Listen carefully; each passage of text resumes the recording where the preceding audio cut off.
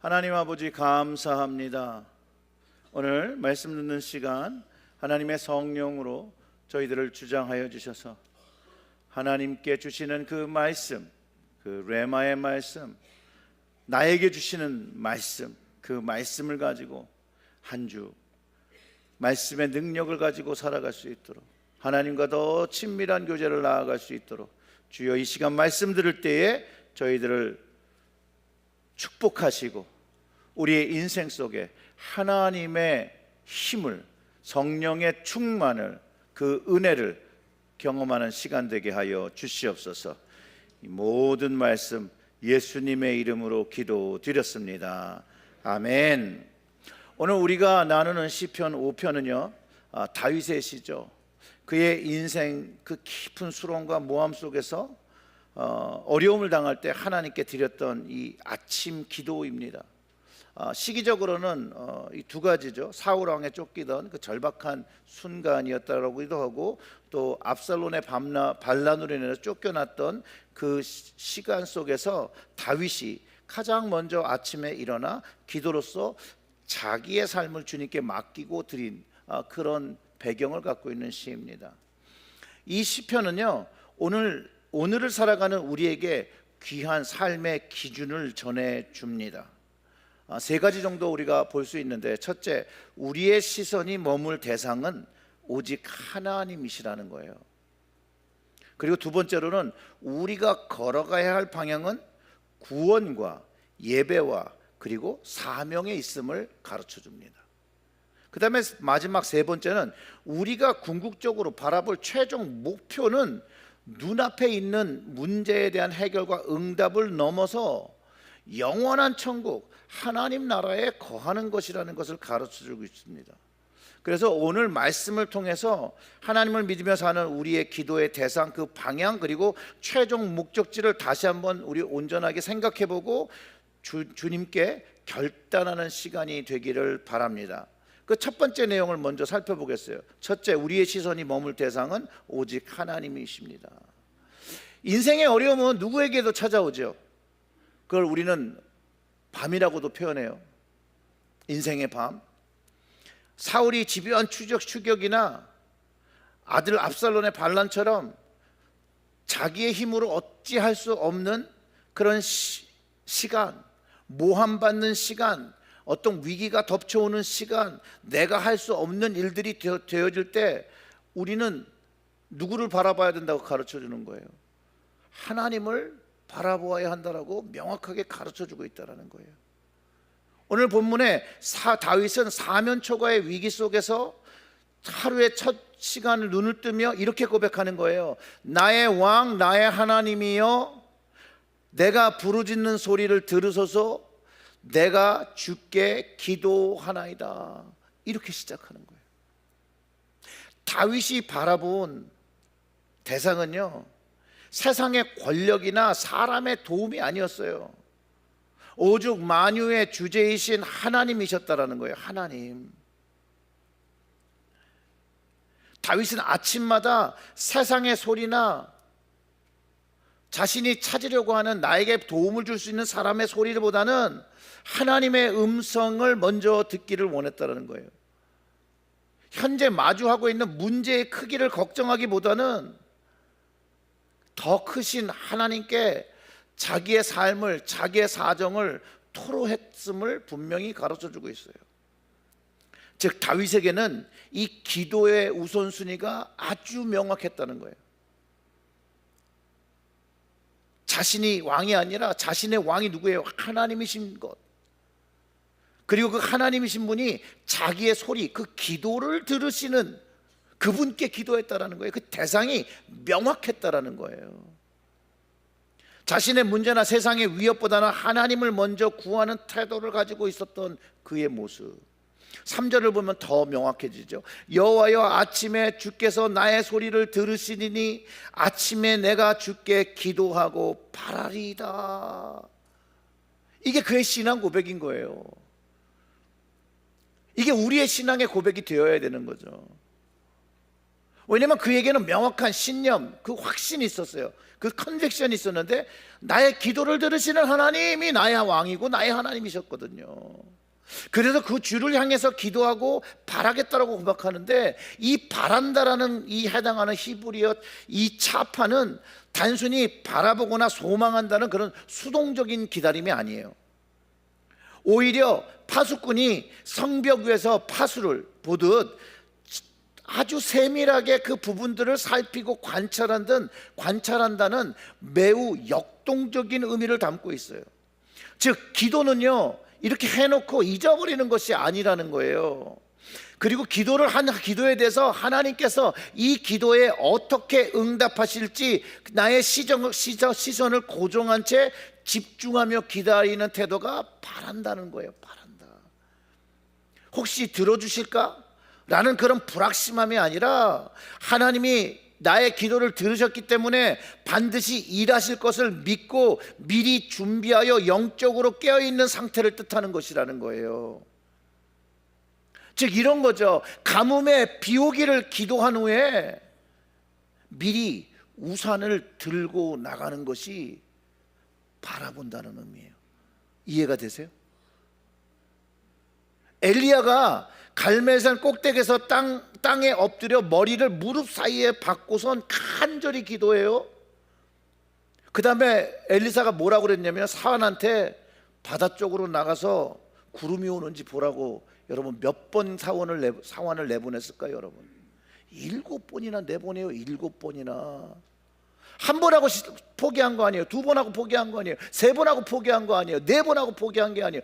7번 동안 하나님께서 들으신다는, 그가 하나님께 기도했고 나의 기도를 들으신다는 확신이 있었기 때문에 그 바라본다는 그 마음으로 하나님의 응답을 기다렸다는 것이죠. 바로 기도에 바라보는 이 차파의 태도가 확신이 찬 믿음의 기다리면서 하나님께서 반드시 응답하시는 확고한 신뢰, 바로 그 믿음을 보여주고 있다는 거예요. 자, 그렇다면 여러분, 우리가 아침에 눈을 떠서 가장 먼저 찾아야 할 대상이 누구라고 가르쳐 주는 것입니까? 나의 왕, 나의 하나님, 바로 그 주님이죠. 그 주님이 우리에게 누구죠? 예수 그리스도. 성경을 통해서 분명히 가르쳐주잖아요. 우리가 주의 이름으로 기도할 때 주님께서 반드시 그 기도를 들으신다라고 가르쳐주잖아요. 요한복음 14장 13절과 14절을 통해서 이렇게 약속하시죠. 너희가 내 이름으로 무엇을 구하든지 내가 행하리니 이는 아버지로 하여금 아들로 말미암아 영광을 받으시게 하려 함이라. 내 이름으로 무엇이든지 내게 구하면 내가 행하리라. 아멘. 그래서 우리는 기도할 때 예수의 이름으로 구하고 주님께서 친히 행하실 그 차파의 믿음의 시선을 가지고 주님을 바라보는 것이에요. 이러한 확신과 기대가 있을 때 비로소 우리는 우리의 삶에서 하나님의 역사, 그 응답을 경험하며 살아간다는 것이에요. 예수님께서 기도의 응답과 치유를 선포하실 때 뭐라고 하셨냐면 내 믿음이 너를 구원하였다라고 말씀하신 이유도 바로 여기에 있다라는 거예요. 그러므로 우리가 기도한 후에 주님께서 응답하실 그때를 기다리며 그 시선을 고정해야 한다는 거예요. 한 번 기다리는 게 아니라 2번 기다리는 게 아니라 3번 기다리는 게 아니라 응답될 때까지 기다린다는 것이에요. 그때 우리는 응답을 가짐을 분명히 하고 있다는 것이에요. 2번째, 우리가 걸어가야 할 방향은 구원과 예배와 그리고 사명에 있습니다. 자, 우리 삶에서 매일 아침 드리는 기도의 대상이 하나님, 나의 주인이시고 나의 왕이심이 분명해졌다면 이제 그 삶의 방향 또한 그 왕의 방향으로 올바르게 설정되어야 한다는 거예요. 내 주님께서 원하시는 방향으로 설정해야 한다는 거예요. 주님을 기도의 대상으로 고백한 자는 이제 그분을 따라 살아가는 삶으로 나아가야 합니다. 자, 예수님께서 제자들을 처음 만났을 때 가장 먼저 하신 말씀이 뭐였어요? Follow me. 나를 따르라고 했잖아요. 나를 따르라. 우리가 예수님을 나의 왕, 나의 주님으로 고백하며 따른다라고 하는 것은 삶의 방향이 오직 주님만을 향해 완전히 돌아서는 것이라고 가르쳐주는 것이라는 거예요. 시편 5편에서 다윗이 보여주는 삶의 방향을 세 가지로 요약한 것이 이렇게 돼요. 요한복음 8장 12절의 말씀을 참고하면 예수께서 또 말씀하여 이르시되 나는 세상의 빛이니 나를 따르는 자는 어둠에 다니지 아니하고 생명의 빛을 얻으리라. 아멘. 이게 구원이잖아요. 생명의 빛. 생명의 빛을 얻는 자가 구원의 방향으로 걸어가고 있음을 분명하게 가르쳐주고 있어요. 그게 주님의 방향이에요. 주님께서 우리 모두를 이끄시는 방향이에요. 시편 5편에 등장하는 다윗의 상황은 절대로 호의적이지 않았어요. 안락하지 않았어요. 외려 그의 적들 원수들이 거짓과 모함의 혀로 그를 끊임없이 헐뜯고 잡아내리려고 하고, 그때 다윗은 누구를 봤어요? 구원의 근원이신 하나님만을 바라보며 묵묵하게 걸어간다는 거예요. 그는 결코 눈에는 눈, 이에는 이라는 식의 불법에 불법으로 맞서지 않아요. 자기를 올가매는 거짓과 모함 앞에 또 다른 정치적인 공장이나 거짓으로서 대항하지 않아요. 다윗은요, 자신이 걸어가야 할 길이 불의와 죄악의 길이 아니라 오직 하나님께서 인도하시는 구원의 길임을 분명히 알고 그 길, 그 선한 길을, 옳은 길을 걸어갔다라는 거예요. 그렇게 다윗이 오늘 본문에서 이렇게 고백하는 거예요. 4절부터 주는 죄악을 기뻐하시는 신이 아니시니 악이 주와 함께 머물지 못하며 오만한 자들이 주의 목전에 서지 못하리이다. 주는 모든 행악자를 미워하시며 거짓말하는 자를 멸망시키리이다. 여호와께서는 피 흘리기를 즐기는 자와 속이는 자를 싫어하시나이다. 아멘. 다윗이 이렇게 명확하게 하나님이 싫어하시는 걸 아는데 이걸 했을까요? 그렇지 않다는 거예요.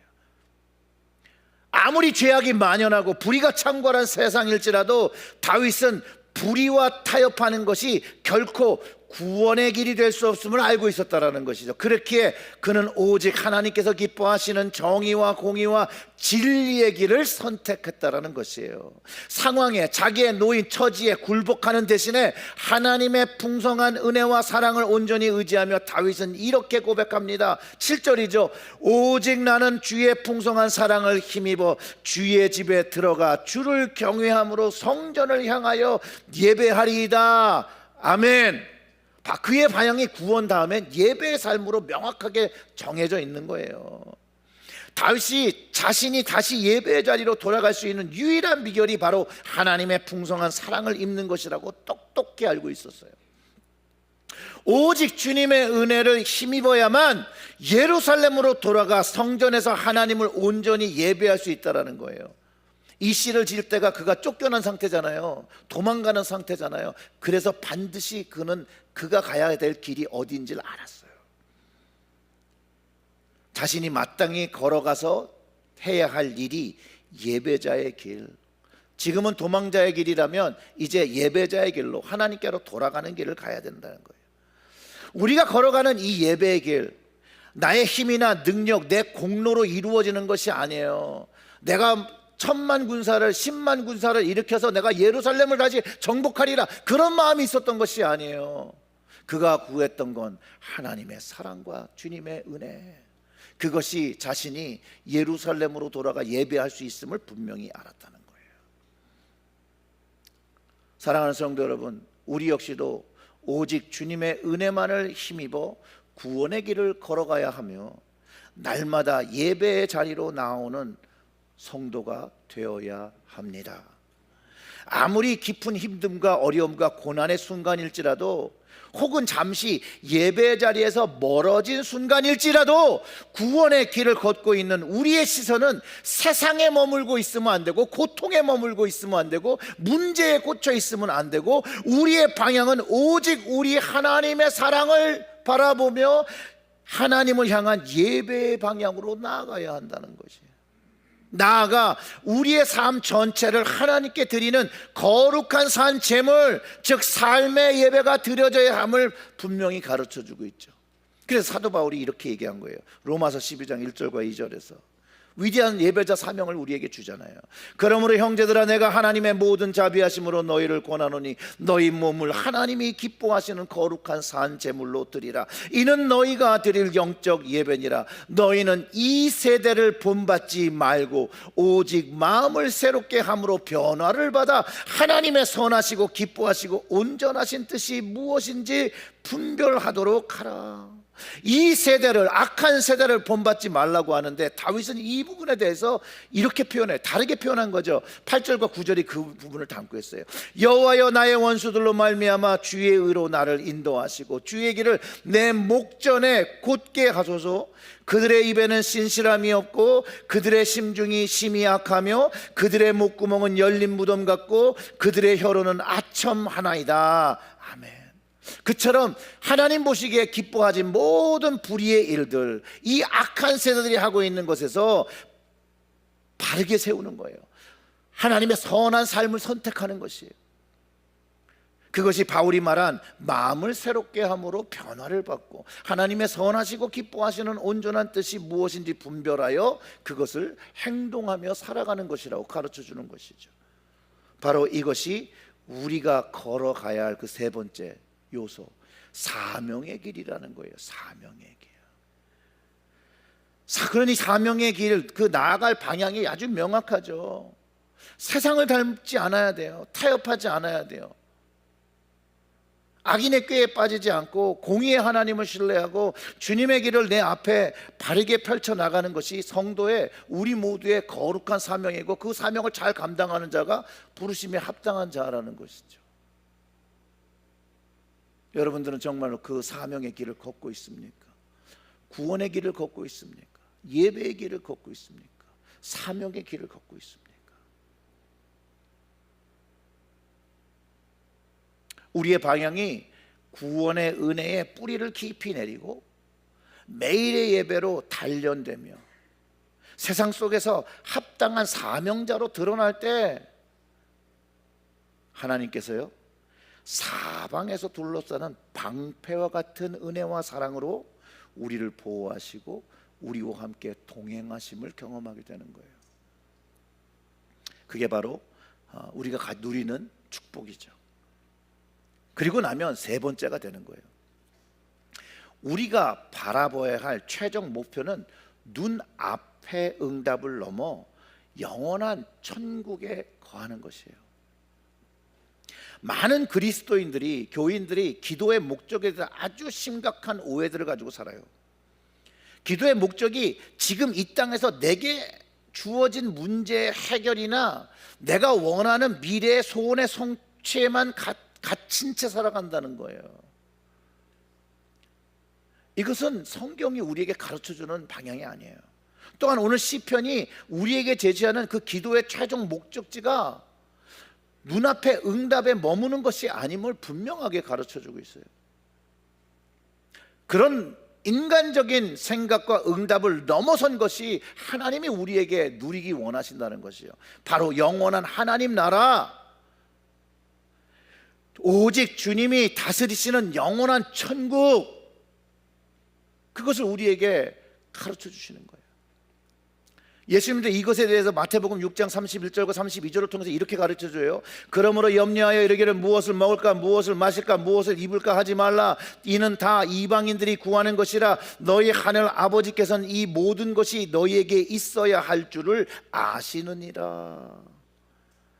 예수님께서는 우리가 이 땅에 살 때도 먼저 하나님 나라와 그의 의를 구해야 된다고 가르쳐주잖아요.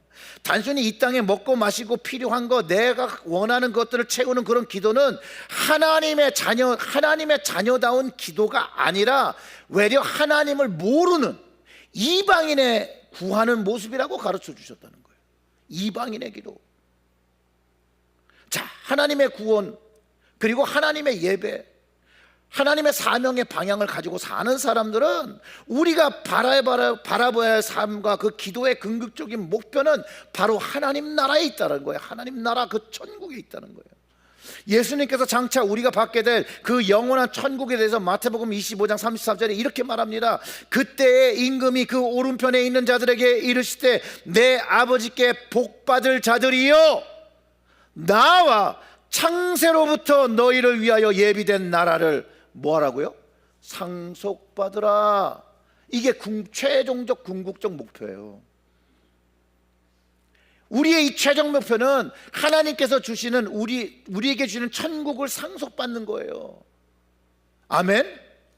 이 천국을 상속받을 사람이 하나님께 기도하는 사람들이 되어져요. 아침마다.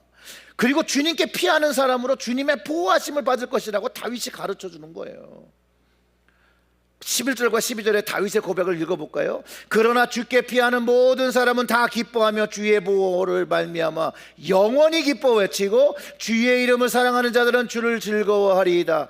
여호와여, 주는 의인에게 복을 주시고 방패로 함같이 은혜로 그를 호위하시리이다. 아멘. 다윗이 분명히 알고 있었어요. 악인은 자기 꾀에 빠져서 결국 멸망에 이르게 되는 거예요. 그래서 쫓겨나는 거예요. 그러나 주를 의지하는 의인은 영원히 기뻐하며 즐거이 노래할 것을 안다는 거예요. 영원히 기뻐하며 즐거워하며 노래한다는 그것이 어떤 나라라고 성경이 가르쳐줘요. 그것이 바로 하나님 나라, 영원한 천국이라고 분명히 가르쳐주는 것이죠. 물론 이 땅에서 예수님을 믿고 의지하고 살아갈 때 이 땅에서 모함도 당하고 억울함도 당하고 고통도 당하고 눈물도 겪고 다 하지요. 그러나 이 시련이 영원한 것이 아니라는 거예요. 무엇이 영원하다고 가르쳐줘요? 하나님 나라가 영원하다고 가르쳐주는 것이에요. 우리가 아침마다 우리 왕이신 하나님께 드리는 기도는 이 땅의 삶에서 끝나는 일회성을 구하는 기도가 되어서는 안 되는 것이에요. 하나님께서 완성하실 공의의 나라, 영원한 천국을 바라보게 하는 소망의 끈처럼, 소망의 다리를 놓는 것처럼 기도해야 함을 가르쳐주는 것이에요. 주님께서 말씀하셨어요. 여러분, 우리에게 약속하셨어요. 이 하나님 나라를 반드시 상속받을 것이라는 거예요. 태초부터, 창세 전부터 준비된 이 나라를 상속받을 것이라고 하는 거예요. 그래서 주님께서 죽으시고 부활하신 후에 승천하신 이유가 먼저 천국 가셔서 우리가 거할 처소를 마련한 뒤에 반드시 우리를 데리러 오신다라고 약속하시고 떠나신 거예요. 성경의 가르침이 바로 그거예요. 이 성경의 말씀, 이 주님의 약속을 온전히 믿으며 주님 다시 오는 그날까지 매일 아침의 기도가 주님 앞에 나의 왕, 나의 주님이라고 고백하며 주님이 원하시는 그 방향으로 살기를 소망하는 우리 모두가 되어야 한다는 것이에요.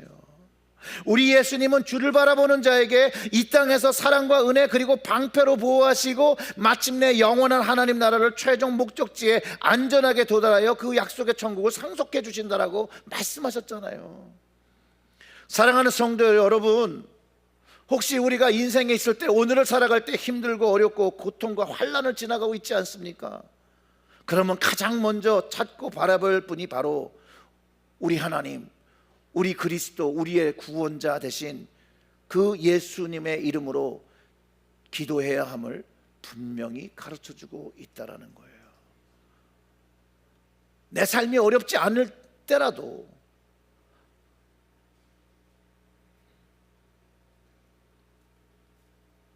우리의 삶이 문제가 없을 때에도 이미 우리를 구원하신 하나님, 그 구원의 기쁨에 감사하며 그분 앞에 우리의 삶을 맞추어야 하는 것이죠. 매일 아침 여러분 눈을 뜨며 여러분들의 주님께, 여러분을 구원하신 주님께 기도하시기를 바랍니다.